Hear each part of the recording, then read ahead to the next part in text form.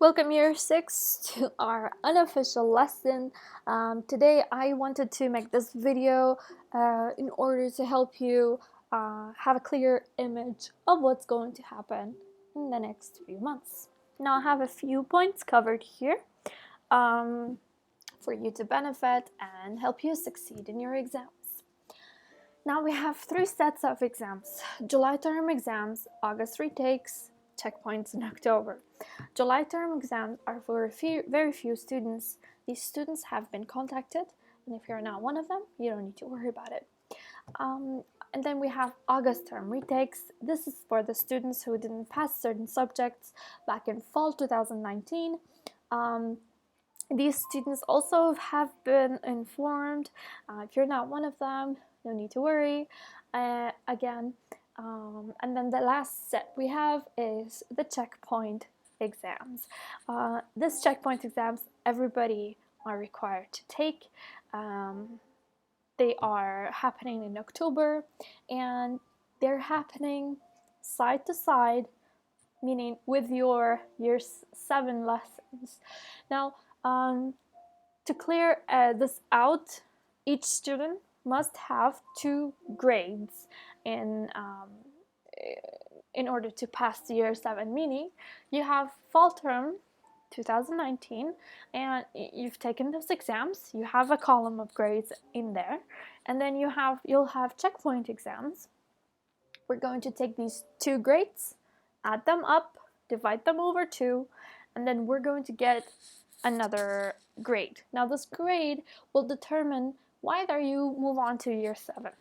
Now I know this is a bit confusing, but as you can see, you have a lot of opportunities, chances to pass year 6, and I'm pretty sure everybody will do their best, and I'm really proud of how far you've come, and I'm pretty sure that you're going to do just fine.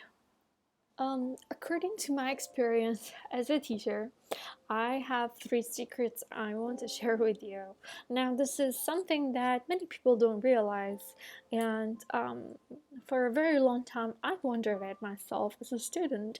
Now, if you implement these secrets and if you work on these secrets, you will guarantee having a top grade, and even if not a top grade, a very good grade in your exams. Now, the first one is the stuff that require practice, that's everyday practice, are English and math. Now, to be specific, it's English writing. So most students have, according to my experience, most students have trouble in these 2. The other subjects are like stories. For example, science is very interesting, and it's very fun to learn, because it talks about our everyday lives, and it answers very important questions we have about the world, the planets, the animals, the environment. But math and English, they're not like a story, they're more like a course book where you are required to practice. It's like practicing as I said in class before, it's like practicing a musical instrument. You get better every day by practicing. So English and math, I recommend you to take a look at them and start to slowly and gradually study for them during your summer holidays. Now, I know this is not fair. You'd be like, Ms. Basta, but we have a summer holiday now. We need to relax and have fun and play video games and do whatever and hang out with our friends. It's true, but like the idea or the advice that I give you is that you don't go crazy and study for 4 hours or 3 hours, even 2 hours. Just 15 minutes a day is enough. Now we're gonna hold on to that point. I'm gonna have you look at the schedule I've created later on. But the second secret is learning can be scheduled. So what does that mean? That means like you can have a specific hour during the day For example, Sunday until Thursday, you have a specific hour, like a golden hour, where you sit and you study. And you're gonna time yourself 15 minutes top, according, you are your own person now. You're gonna be in secondary next, this year, hopefully, and you're gonna learn gradually that you're gonna be given the responsibility of your learning, and this will happen gradually. It won't happen all at once, but day by day you realize that you're the one responsible for reading the books, studying, taking good notes, until you reach college. In college, really nobody cares how well do you do your notes. You're the one responsible for taking notes, reading the books, and learning. So it happens gradually until college. And the important thing to note is that when you schedule your learning, it's like you're taking the worry out of your mind. On this day, during that time, you have to study, and then for the rest of the time you can have fun and not think of what you have, not think of, oh, I didn't do my homework, or I didn't do, oh, I'm falling behind, or oops, I don't know if I'm gonna pass or I'm gonna get a grade. So yeah, you can schedule your learning, and the rest of the time you can have fun. All right. So another important point I have is that the night before your exams, if you have followed the advice I'm giving you, meaning if you have studied every day, you don't have to study a lot the night before your exam. Now, most of the students, what even the grown-ups do is they cram up everything, and just like they put everything in the last minute, and they try to do it in the last minute, and they fail or they burn out.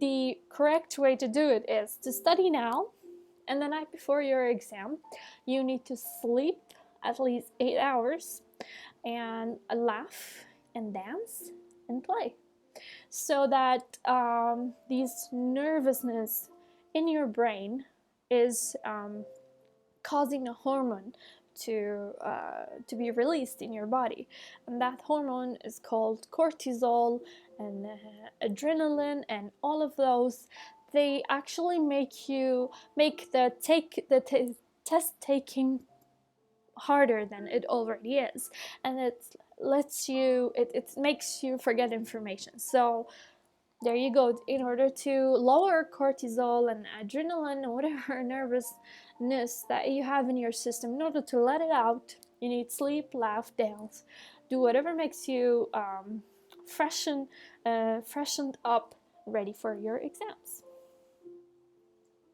Okay, now you can create your own timetable, and this is very common in secondary and in high school.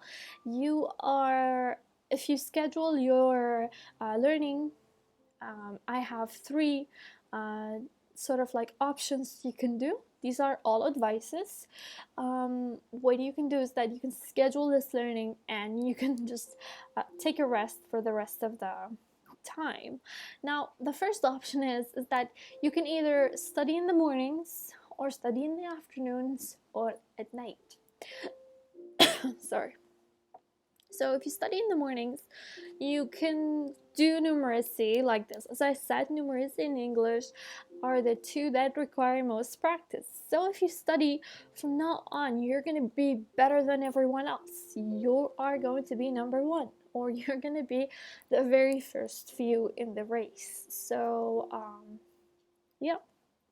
So the very first options you have is that you can study in the mornings. The way you can do it is three ways. Either you count your minutes. For example, just say that I'm going to study 15 minutes in numeracy, or 30 minutes, or 45 minutes, according to your preference. Or, as you can see in the afternoons, you can switch this up. You don't have to do it this way. You can do the mornings. You can do either by time, or 7 to 10 examples of numeracy. Now, this can be in specific topics that you have trouble in, for example, and the topics are all ordered and organized in the Google Classroom, so you know which topics to study. Now you're going to pick 7 to 10 examples from your book, from your learner's book. You go to the topic in the Google Classroom, and then from that topic, you're going to flip your book, and you're going to look at the contents, see where you can find your topic, and in the book you have examples, or you have it in your activity book. Pick out 7 or 10 you find easy, challenging, medium, and just practice those. All right. Or the other thing that you can do is that you can review a topic. Now you can pick one topic, for example, addition, or long division, or decimals, dividing decimals. These can all be topics. Now you can pick one topic and review it an hour before you go to bed. Another thing you can do, and this is very encouraged, and I used to do this as a student, is that you can do 20 minutes and just sit down 20 minutes, write a story about your day, or it can be from your imagination, it can be unreal, it can be fictional, which is more interesting and more fun, and most importantly, is very, very important for your exams. Now, if you practice story writing 20 minutes, you can write short story every day, 20 minutes, and I bet you that in a week time or 2 weeks time, you're going to be a lot better in writing your English. Now, when you do this, try to correct your spellings or learn spellings that you didn't know before. You have Google in front of you, so you can correct your spellings, and try to take your time while writing the words, sentences, so you practice your handwriting as well. Or another thing you can do is write 10-minute story. Now, story, it can be about something that happened during the day. So you can imagine that you're writing for a newspaper, and you remember all the structures of the newspaper reports that we have covered before. Now you can report it back, and everything that happened, and all the 5 questions that you can answer them, and so forth. Now, another thing you can do is that you can write 15 minutes. Again, you can do this before you go to bed. Now, you can write 15 minutes in your diary about your day. What happened? What did your parents do? What did you eat? What did you watch? Who did you contact, and what happened? What do you think, and what do you love to do, and how you feel? So you can have 15 minutes just write in your diary. All of these can be a great practice to your English. Now, the thing that I didn't tell you is that you can send me these writings of yours through my email, which I will be including in the description box below. You can write the story, and you can write your report or your diary, and you can send it to me for me to correct if you want me to. Okay, I will be happy to provide help. Alright, so just a reminder of report writing. You need to answer each question in 2-4 sentences. Now, you can answer what happened, why did it happen, where did it happen, and who did it happen to, and how did it happen. Now, all of these questions, if you write even 2 sentences for each of them, there you go. Now you have 2 to 3 paragraphs, or just 2 paragraphs, and you can email them to me, and I will correct it, and then I will send it back to you. Okay? So the last thing that I want to say is I want you to take care of yourself. Now, 3 important areas in your life is your health, most importantly, your mental hygiene, and your happy life. Now, your health is above all. You need to be careful, especially during this global pandemic. Everybody needs to be careful until we find a cure for this disease. Don't believe anyone or anything that people say. You always need to wear masks, keep social distancing, and wash your hands, wash everything that went outside, and just like be careful. You can do it. You can stay at home, you can review, you can do your art craft, you can play video games, you can do whatever you want in your house, but do not go outside. It's for your own benefit. All right. Now, the second thing is your mental hygiene. Now, mental hygiene means your overall happiness and your thoughts and your emotions. Now, the diary writing is a very good idea in order to let out everything that you think. Now, again, if you want me to review it, if you want to let me know about your day, you can just email it to me, and I will email you back. And this would be a great way to let out the stress you have. Okay, so in order to have a happy life, again, you need to be looking out for yourself. How? Now, I want you to make sure that you drink a lot of water. Now, 2 to 3 big bottles of water. I have very big bottles of water. You've seen me carry it around school. I usually just fill it up with water, in the morning once, in the afternoon again, and then at night. So I drink a lot of water. It's good for your skin, it's good for your health, it's good for your brain, it's good for your growth. Okay, so fruits, vegetables, and home cooking. Please stay away from ordering food and greasy food, unhealthy food, junk food outside, unless you're craving it once a week or something.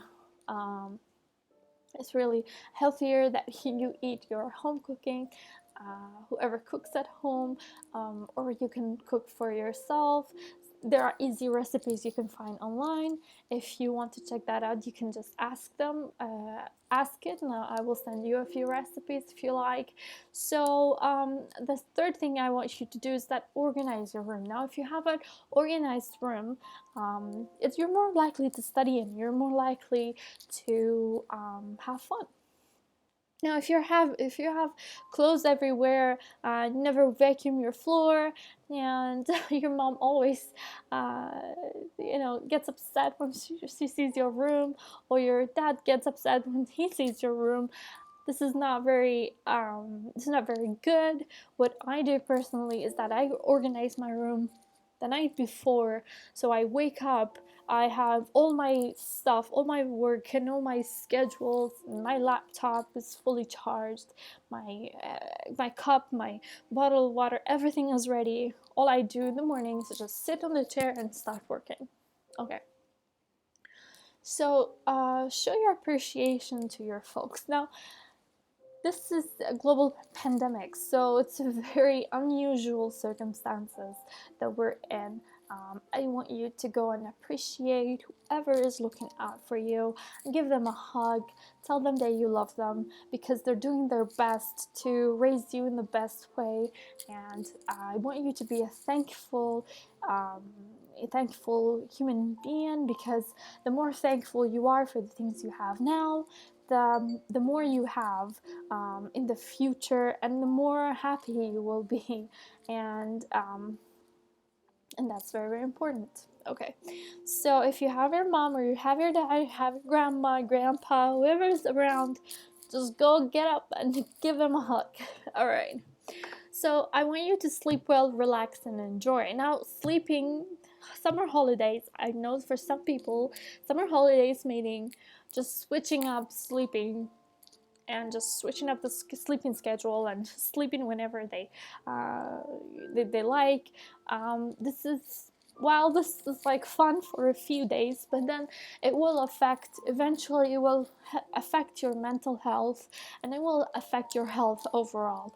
So, and having a very good sleeping pattern helps you focus more. So automatically you're a smarter student next year. if you have a regular sleeping schedule during the summer, compared to those who just sleep and wake up whenever they like.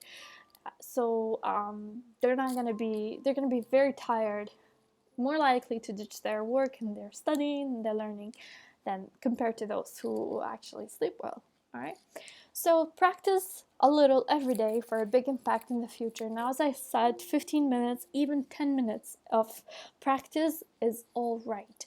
Now, if you find this if you find time for this, you're gonna have a very big impact in the future. As I said, 10 minutes, 15 minutes is nothing compared to how fast you'll be learning, and how you'll be the very first few in the race. You might even be number one. You're gonna be better than everyone else.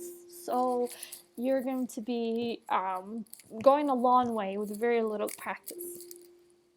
Now, I don't want to make this video too long because I think it's already long, but the last thing I want to say, stop the 24-hour video gaming or watching TV. It will melt your brains.